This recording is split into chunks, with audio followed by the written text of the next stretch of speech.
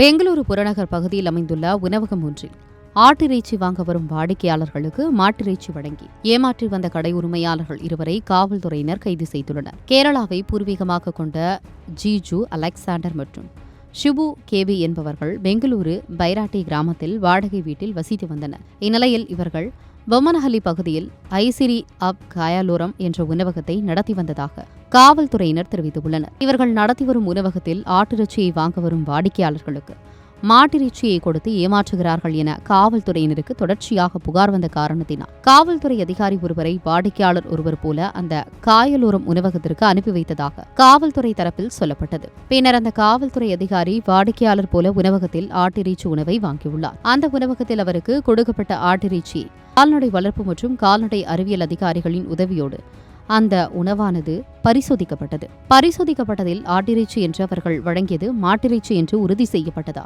உணவக உரிமையாளர்களான ஜீஜு அலெக்சாண்டர் மற்றும் ஷிபு கேபியை காவல்துறையினர் கைது செய்ததாக கூறியுள்ளனர். மேலும் பசுவதை மற்றும் கால்நடை தடுப்பு சட்டம் 2020 கீழ் வழக்கு பதிவு செய்து மத்திய சிறையில் நீதிமன்ற காவலில் வைக்கப்பட்டுள்ளனர். மற்றொரு கூட்டாளியான அபிலாஷ் தலைமறைவாக உள்ளார் என காவல்துறையினர் தெரிவித்துள்ளனர்.